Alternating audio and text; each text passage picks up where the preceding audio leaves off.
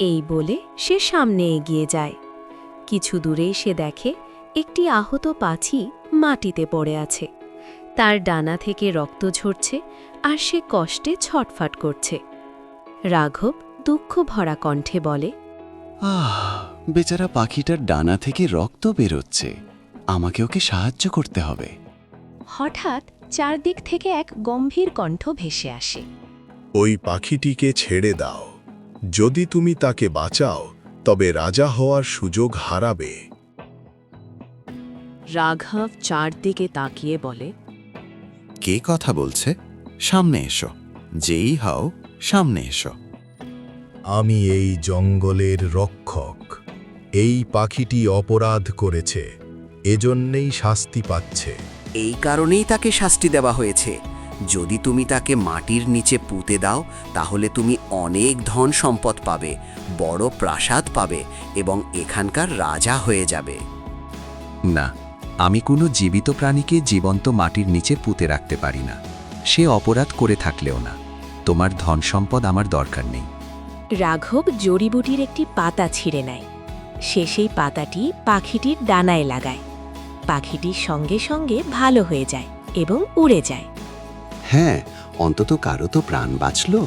আমি কারো প্রাণ নিয়ে তো আর বড় হতে পারবো না, যত ধন সম্পদ পাই না কেন। আমি একটা প্রাণ বাঁচাতে পেরেছি, এটাই আমার কাছে অনেক। রাঘব সামনে এগোতে থাকে। তার সামনে অনেক ধন সম্পদ দেখা যায়। হায় রে, এখানেও এত ধন সম্পদ! যাক, এসবের সঙ্গে আমার কোনো সম্পর্ক নেই। আমি ধনের লোভে পড়তে চাই না। আমাকে সামনে এগোতে হবে। রাঘব সামনে এগিয়ে যায়। তখন তার সামনে মোহিনীর সাদা ওড়না দিয়ে মুখ ঢেকে দাঁড়িয়ে থাকতে দেখা যায়। সে বলে, আচ্ছা, তাহলে তুমি এখানে আছো। আমি তো তোমাকেই খুঁজছিলাম। কিন্তু এটা কোন জগৎ? আর তুমি আমাকে এখানে কেন নিয়ে এসেছো? আমি তো কিছুই বুঝতে পারছি না। আমি দেখেছি তুমি পানিতে ডুবে গেছো, আর আমি তো তোমাকে বাঁচানোর জন্য পানিতে ঝাঁপ দিয়েছিলাম। কিন্তু এখন কি হচ্ছে আমি তো কিছুই বুঝতে পারছি না। ওসব ছেড়ে দাও, এখানে দেখো কত সোনালী দুনিয়া। এত ধন সম্পদ, এত সুন্দর উপত্যকা, আর আমার মতো সুন্দর মেয়ে। মজা করো। কেন অন্যদের কথা ভেবে নিজেকে কষ্ট দিচ্ছ? দেখো, আমি এখানে কোনো মজা করতে আসিনি। আর তুমি যতই সুন্দর হও না কেন, সৌন্দর্য শুধু তোমার স্বামীর জন্য, অন্য কারোর জন্য নয়। আর আমি তো তোমাকে চিনি পর্যন্ত না, তাহলে তুমি এমন কথা কেন বলছো? আরে, তুমি প্রথম নও যে কোনো সুন্দরী নারীর প্রস্তাব ফিরিয়ে দিচ্ছ, যখন আমি নিজেই তোমাকে ডাকছি। না না না, দেখো, আমার বিয়ে অন্য কারো সঙ্গে ঠিক হয়ে গেছে। আর আমি আমার স্ত্রী ছাড়া কোনো পরনারীকে ছুঁতেও পারি না। আমাকে শুধু গ্রামের লোকদের বাঁচাতে হবে এবং এই সমুদ্রের জগতের রহস্য জানতে হবে। এই রহস্য ভুলে যাও, তুমি কখনো এটা জানতে পারবে না। এমন কথা বলো না। আমাকে এই জগতের রহস্য জানতেই হবে। আচ্ছা, আমাকে বলো, এর জন্য আমাকে কি করতে হবে? এর জন্য তোমাকে মরতে হবে। তবেই তুমি এই গ্রামের রহস্য আর হারিয়ে যাওয়া মানুষদের সত্য জানতে পারবে। ওহ, ঠিক আছে। যদি আমার মৃত্যুর ফলে এত মানুষের কষ্ট শেষ হয় আর তুমিও বাঁচতে পারো, তাহলে আমি এর জন্য প্রস্তুত। ভেবে দেখো, সামনে এত ধন সম্পদ, এত সুন্দর দুনিয়া আর এক সুন্দরী মেয়ে। সবকিছু ছেড়ে তুমি কেন এই তুচ্ছ গ্রামের লোকদের জন্য নিজের প্রাণ দিতে চাও? কারণ যদি আমার প্রাণ যায়, তাহলে আমি একজন মারা যাব। আর যদি আমার জীবনের বিনিময়ে আমি পুরো গ্রামের লোকেদের জীবন বাঁচাতে পারি, তাহলে সেটার কাছে আমার জীবন কিছুই না। আমি সেটাতেই খুশি। কিন্তু কোনো বুদ্ধিমান লোকই, আমি মনে করি না, এত ধন সম্পদ, এত কিছু ছেড়ে নিজের প্রাণ দেবে শুধু কয়েকটি গ্রামের লোককে বাঁচাতে। তুমি আমার সেটা ভেবে দেখো, এত কিছু ছেড়ে তুমি কেন নিজের প্রাণ দিতে চাচ্ছ? কারণ প্রাণ, সে যেই হোক না কেন, অমূল্য। আর আমি সবাইকে বাঁচাতে চাই। রাঘব তার তলোয়ার তুলে নিজের গলায় ধরে। থামো, এমনটা করো না। ঠিক আছে, আমি বলছি।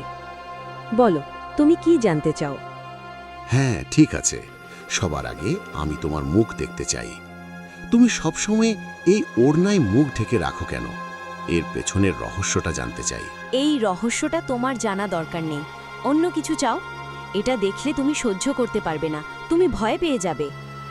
না, আমাকে সবার আগে তোমার মুখের রহস্যটা জানতে হবে। আমি কোনো কিছুতে ভয় পাই না। তুমি দেখাও, আমি সবার আগে এটাই দেখতে চাই, পরে আমি বাকিগুলো বলবো। ঠিক আছে, যখন এত জোরাজুরি করছো তাহলে তো তোমাকে দেখাতে হবে, না দেখালে তো আর ছাড়বে না। সে যখন ওড়না সরায় তখন তার পুরো মুখ পোড়া অবস্থায় দেখা যায়। কি এটা কিভাবে হলো? হায় হায়, তোমার ঠোঁট এত সুন্দর ছিল, কিন্তু মুখটা এত ভয়ঙ্কর হলো কিভাবে? আমাকে পুরো সত্যিটা বলো, ব্যাপারটা কি? তোমার মতোই এক মানুষ নিজের ইচ্ছা পূরণ করার পর আমাকে এই অবস্থায় ফেলে রেখে গেছে। আমাকে বলো, কে তোমার সঙ্গে এমন করেছে? আমি তোমাকে সাহায্য করব এবং তাকে শাস্তি পাইয়ে দেব। এ আমার কথা, আমার প্রতিশ্রুতি। বলো।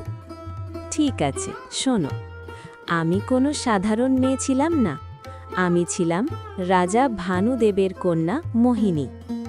কথাটা আরও ৩ বছর আগের, যখন মোহিনীর বয়স ১৮ বছর হয়েছে। সকালের সময় ছিল। রাজা ভানুদেব মোহিনীর কক্ষে আসেন এবং কন্যাকে বলেন, পিতাজি, আজ এত সকালে এখানে, সব ঠিক আছে তো? মোহিনী, তুমি জানো তোমার বিয়ে রাজকুমার রাঘবের সঙ্গে ঠিক হয়েছে। তুমি এখন ১৮ বছর বয়সী, তাই কয়েকদিনের মধ্যেই তোমার বিয়ে দেওয়া হবে। না পিতাজি, আমি রাজকুমার রাঘবকে বিয়ে করতে পারবো না, আমি তাকে একবারও দেখিনি। কন্যা, বিয়ে কখনো দেখার মধ্যে হয় না। উপওয়ালা তোমার যার সাথে বিয়ে ঠিক করে রেখেছে, তোমাকে তাকেই করতে হবে। এটার জন্য কোনো জানাশোনার প্রয়োজন নেই। না পিতাজি, আমি এমন কোনো লোককে বিয়ে করতে পারবো না। রাজকুমার রাঘবকে তো আমি কখনো দেখিওনি। বিয়ে কখনো এমনি এমনি হয়ে যায় না, আগে মনের মিল থাকতে হয় দুজনের মধ্যে, দুজনকে জানতে হয়, বুঝতে হয়, তারপর একটা সম্পর্ক হয়। আমি এভাবে কোনো সিদ্ধান্ত নিতে পারবো না। ওহো, জেদ করো না মেয়ে, আমরা সিদ্ধান্ত নিয়ে ফেলেছি। তোমার বিয়ে শুধু রাজকুমার রাঘবের সঙ্গেই হবে, আর কোনো তর্ক নাই। যাও, বিয়ের প্রস্তুতি নাও। এই কথা বলে রাজা ভানুদেব সেখান থেকে চলে যান। রাজা চলে যেতেই মোহিনী বলেন, না, আমি কখনোই রাজকুমার রাঘবকে বিয়ে করব না, আমাকে সূর্যের সঙ্গে দেখা করতেই হবে। তারপর মোহিনী চুপি চুপি প্রাসাদ থেকে বের হয়ে পুকুরের ধারে যায়। হ্যাঁ হ্যাঁ, আসুন আসুন, এখন তো আপনি রাজকুমারী, তাই দেরি করে আসবেনই, তাই না? এত দেরি হলো কেন? আমি কতক্ষণ ধরে এখানে অপেক্ষা করছি। সূর্য, পিতাজি আমার বিয়ে রাজকুমার রাঘবের সঙ্গে দিতে চান, এখন আমি আর অপেক্ষা করতে পারবো না। বলো, আমরা কবে বিয়ে করব? মোহিনী, আমরা কালী মন্দিরে গিয়ে বিয়ে করে নেব। ঠিক আছে, আমি কাল রাতে প্রাসাদ থেকে পালিয়ে আসতো। কিন্তু মোহিনী, আমার কাছে তো কোনো ধন সম্পদ নেই। আমরা পালিয়ে যাওয়ার পর কিভাবে আমাদের সংসার চালাবো? আমাদেরকে তো কিছু খেয়ে পরে বাঁচতে হবে, তাই কিছু না থাকলে কিভাবে থাকব? চিন্তা করো না, আমি প্রাসাদ থেকে ধন নিয়ে আসব, তারপর আমরা অন্য রাজ্যে গিয়ে সুখে থাকব। এরপর রাজকুমারী প্রাসাদে ফিরে আসে। পরের রাতে মোহিনী খাজানা চুরি করে সূর্যের কাছে পৌঁছে যায়।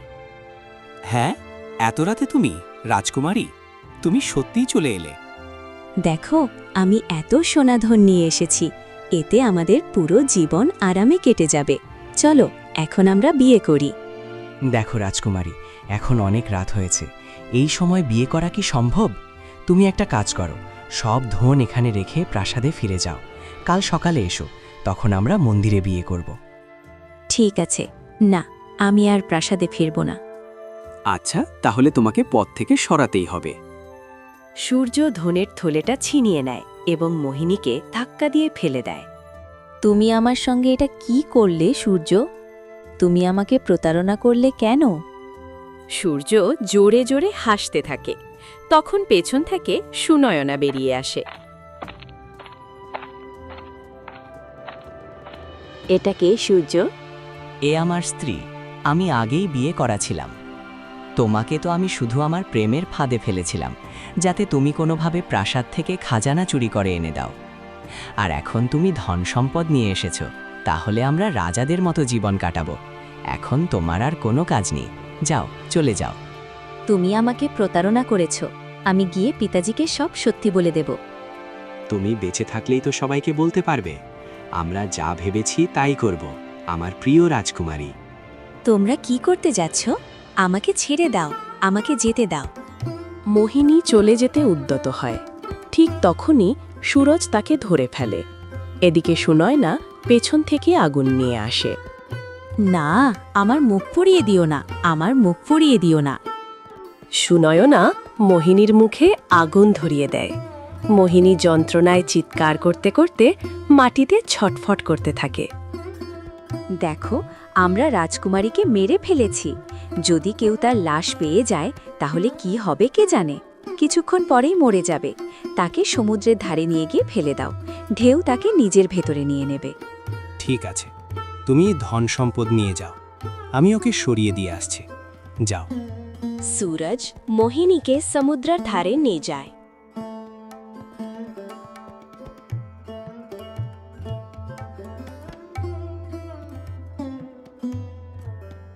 হ্যাঁ, এখন কেউ জানতেও পারবে না যে আমি রাজকুমারীকে মেরে সমুদ্রে ফেলে দিয়েছি।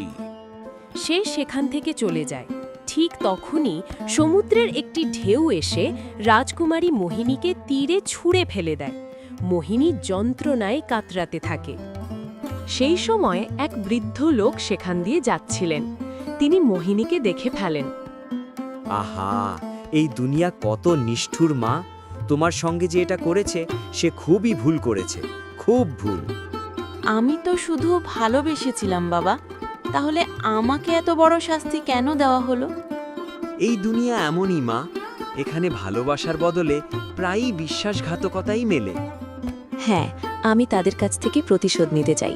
আমি মরতে চাই না, আমাকে একটা সুযোগ দিন। ঠিক আছে, ওঠো আর আবার সমুদ্রে যাও। যদি তুমি না ডুবো তবে এই সমুদ্রই হবে তোমার নতুন পৃথিবী, আর তুমি তাদের সবার কাছ থেকে প্রতিশোধ নিতে পারবে যারা তোমার সঙ্গে অন্যায় করেছে। যাও, আমি তোমাকেই বরদান দিলাম, যাও। কিন্তু তুমি কে বাগা? দুঃখীদের সহায় আমি। বৃদ্ধ লোকটি ঘন জঙ্গলের ভেতরে চলে গেলেন। মোহিনী দুর্বল শরীরে উঠে দাঁড়াল এবং সমুদ্রের দিকে এগিয়ে গেল। সে সমুদ্রে নেমে পড়ল, কিন্তু ডুবে গেল না, বরং সমুদ্রের উপর হাঁটতে শুরু করল। আমি সমুদ্রের ওপর হাঁটছি, আমি তো ডুবিনি। তাহলে কি সত্যিই আমি শক্তি পেয়েছি? যদি আমার নিজের একটা পৃথিবী থাকত। এ কথা বলতেই মোহিনী সমুদ্রের গভীরে ঝুঁকে গেল। সেখানে সে এক সুন্দর বন দেখতে পেল। এখন এটাই আমার পৃথিবী, আর এখানে আমি যা চাই তাই করতে পারি। আমি একে একে সবার কাছ থেকে প্রতিশোধ নেব। সেই থেকে সে গ্রামের লোকদের উপর প্রতিশোধ নিতে শুরু করল এবং সবাইকে সমুদ্রের ভেতর বন্দী করে রাখল। হ্যাঁ, তোমার সঙ্গে যা হয়েছে তা সত্যিই খুব অন্যায় হয়েছে। রাজকুমারী মোহিনী, আমি তোমাকে ন্যায় এনে দেব। আমি কথা দিচ্ছি, অপরাধীদের শাস্তিও হবে। শুধু তুমি আমার উপর বিশ্বাস করো। তুমিও তো একজন পুরুষ, আমি কিভাবে তোমার উপর বিশ্বাস করব? দেখো, আমি একজন রাজপুত্র। আমি রাজপুত্র রাঘব, যার সঙ্গে তোমার বিয়ে ঠিক হয়েছিল। আমি তোমাকে এই রূপেও গ্রহণ করছি। আমি তোমাকেই বিয়ে করতে চাই, কারণ আমি তোমাকে সেই ভালোবাসা দেব যা আগে দিতে চেয়েছিলাম। আমার ভালোবাসায় কখনো কোনো কমতি থাকবে না। এখন কি তুমি বিশ্বাস করবে? তুমি তাহলে রাজপুত্র রাঘব, যার সঙ্গে আমার বিয়ে ঠিক হয়েছিল? আমাকে ক্ষমা করে দাও। আমার বাবার কথা শোনা উচিত ছিল। আমি এক প্রতারকের প্রেমে পড়ে আজ এই অবস্থায় পৌঁছেছি। কিন্তু এখন আমি এই মুখ নিয়ে ফিরে যেতে পারবো না, আর তোমার স্ত্রীও হতে পারবো না। আমাকে ভুলে যাও। না মোহিনী, আমার তোমাকে এই অবস্থায় পেলে আমার কোনো সমস্যা নাই। আমি তোমাকে আগের মতোই ভালোবাসা দিব, কারণ আমি তোমাকে না দেখেই ভালোবেসেছি। তাই তোমার চেহারা যেমনি হোক তাতে আমার কোনো আপত্তি নেই। তুমি দয়া করে না করো না। কিন্তু তুমি আমাকে এই অবস্থায় কেন নিবে? তুমি তো চাইলেই অনেক সুন্দরী মেয়েকে বিয়ে করতে পারো। আমার জন্য তোমার জীবন নষ্ট করো না। আমি এখন আর তোমার যোগ্য নই। তুমি চলে যাও এখান থেকে। দেখো মোহিনী, এখন এই পৃথিবীটা শেষ করো আর আমার সঙ্গে চলো। তোমার পিতাজি খুব চিন্তায় আছেন। একজনের ভুলের শাস্তি পুরো গ্রামকে কেন দিচ্ছ? কারণ গ্রামের লোকেরাও তো আমার পাশে দাঁড়ায়নি। তারা চাইলে ধনের সত্যিটা সবার সামনে আসতে পারত। এসব এখন ছেড়ে দাও। চলো, আমার সঙ্গে চলো। চল না, মানো। ঠিক আছে, তুমি যখন এত জোর করছো তাহলে আমি তোমার সঙ্গে যাব। হে জাদুকরী পৃথিবী, আমি আর এই জগতে থাকতে চাই না, একে শেষ করে দাও। আর যাদের আমি বন্দি করেছি তাদের সবাইকে সমুদ্রের বাইরে বের করে দাও। হঠাৎ চারদিকে তীব্র আলো ছড়িয়ে পড়ল আর সবাই সমুদ্রের তীরে এসে উপস্থিত হলো। আমি আবার মানুষ হয়ে গেছি। আমি তো মোমের পুতুল হয়ে গিয়েছিলাম। তুমি আমার সঙ্গে কথা বলেছিলে। তোমাকে অনেক ধন্যবাদ। আমি ঠিক হয়ে গেছি। হ্যাঁ, তুমি রাজপ্রাসাদে যাও এবং মহারাজকে নিয়ে গ্রামের চৌপালে এসো। যাও। হ্যাঁ, তুমি আমাকে মুক্ত করেছ। আমি অবশ্যই এই কাজ করব। আমি যাচ্ছি। মহেশ সেখান থেকে চলে যায়। ঠিক তখনই পেছন দিক থেকে সুনয়না আসে এবং পালানোর চেষ্টা করে, কিন্তু রাঘব তাকে ধরে ফেলে। আরে আরে, কোথায় পালাচ্ছ? এখন তোমাকে আর তোমার স্বামীকে এই অপরাধের শাস্তি পেতেই হবে। চলো। না, আমাকে ছেড়ে দাও, আমার ভুল হয়ে গেছে। তুমি আমার মুখ পুড়িয়ে দিয়েছ আর বলছো ভুল হয়েছে? এখন সবার সামনে তোমাকে তোমার অপরাধের শাস্তি পেতে হবে। রাঘব রাজকুমারী মোহিনী ও সুনয়নাকে ধরে গ্রামের চৌপালে নিয়ে যায়। কিছুক্ষণের মধ্যেই মহেশ রাজা ভানুদেবকেও সেখানে নিয়ে আসে।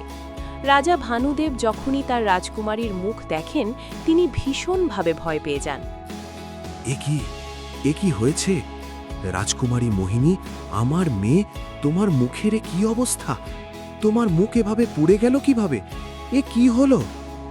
এদিকে গ্রামের লোকেরাও সেখানে জড়ো হয়ে যায়। আমি বলছি, মহারাজ, কি হয়েছে? কিন্তু তার আগে মুখিয়াজি, গ্রামের সুরজকে এখানে নিয়ে আসুন। মুখিয়া কিছুক্ষণের মধ্যেই সুরজকে সেখানে নিয়ে আসে। সুরজ যখন রাজকুমারী মোহিনীকে দেখে, ভয়ে তার সারা শরীর কাঁপতে শুরু করে। পিতাজি, আমার মুখ নিজে থেকে পুড়ে যায়নি, এটা পুড়িয়ে দেওয়া হয়েছিল। আর যিনি পুড়িয়েছে সে আর কেউ নয়, সুরজ। সে আমার সঙ্গে প্রেমের অভিনয় করেছিল, আমাকে রাজপ্রাসাদের ধন চুরি করতে বলেছিল আমাকে বিয়ে করবে এবং ভালো জীবন দেবে। কিন্তু সে ও তার স্ত্রী মিলে আমার মুখে আগুন ধরিয়ে দেয়, আমাকে মেরে সমুদ্রে ফেলে দেয়। একজন বাবার সাহায্যে আমি আবার বেঁচে উঠি, কিন্তু এই মুখ নিয়ে গ্রামে ফিরতে পারিনি। তাই সমুদ্রের নিচে নিজের এক জাদুকরী জগৎ তৈরি করে সবার উপর প্রতিশোধ নিতে শুরু করেছিলাম। সুরজ, তুমি আমার মেয়ের সঙ্গে এমন করলে?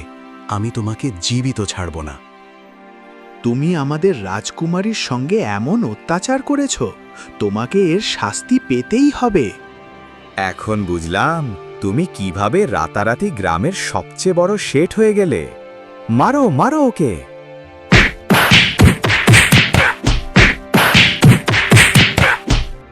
আরে থামো থামো, ভুল হয়ে গেছে আমার, আমাকে ছেড়ে দাও। আমি লোভে পড়ে গিয়েছিলাম, ভুল হয়ে গেছে, আমাকে ক্ষমা করো। এ আমার মেয়ের সুখ কেড়ে নিয়েছে, একে কিভাবে ছেড়ে দিই? সৈনিকরা, সুরজ ও তার স্ত্রীকে ধরে নিয়ে যাও। আজীবন কারাগারে বন্দি করে রাখো। টেনে হিচড়ে নিয়ে যাও ওদের।